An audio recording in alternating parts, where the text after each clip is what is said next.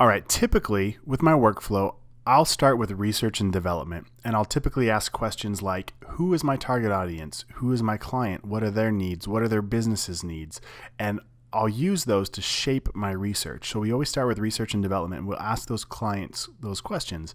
In this case, you are the client, so you can know what's your favorite color, or who is your target market, or maybe you haven't answered those questions yet. Now's a really good time to think about those things you want to define. What is your voice going to be? What is your story? What flavor are you going to bring to the market? What is going to be your unique sales proposition as you become your own freelancer? So take a moment to think about that. And sometimes I'll do that secondary and I'll just start flipping through logos like I'm about to show you. And the reason why is sometimes it's just kind of nice to see what's possible or what ideas might help you evolve in this process. So let's go ahead and right click on your desktop.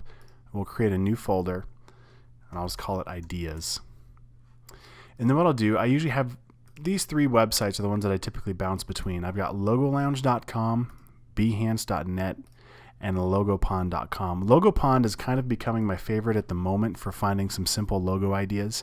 And as you flip through this, think about a lot of different things. For example, this one caught my eye. It's kind of busy, but I also like that blue color.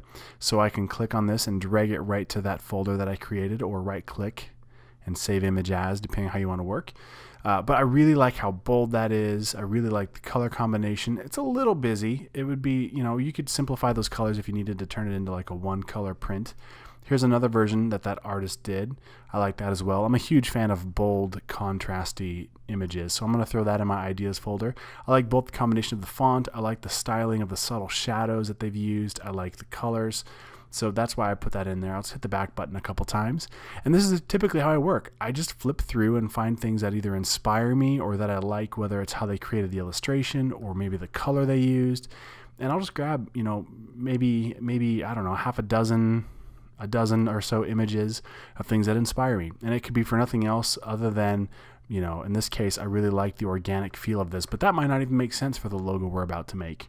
So I'll go through and just find things that inspire me. On Behance, come up here to Discover, click on Search and Explore, and then you can type in logo here or branding, and you might have some better luck there. And sometimes it's pretty helpful, sometimes not so much. And what I'll do here is if I see anything I like or that might be a good place to start that might inspire me, I'll hold down the Command key. You can hold down a Control P if you're on a PC and click on that, and you'll see it just opens those links in a new tab, and that way I can scroll through without losing my place. And if it's at all inspiring, I can just Command click on it to open it up into a new window. So Command click here, maybe Command click here, and you see I've got a few more tabs to check out here in a second. I'm going to go ahead and jump over to Logo Lounge real quick.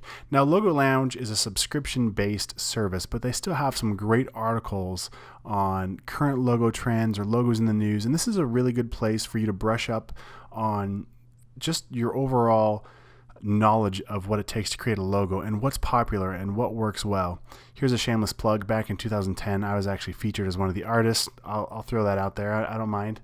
But anyway, here's a logo that I created way back in the day in 2010, so don't judge too harsh, but this one right here, this tendrils effect, that was super popular back then, and so that's one of the logos that I created. But anyway, you can go through here and look at some of those trends and see what's popular, and maybe that might help you create your logo.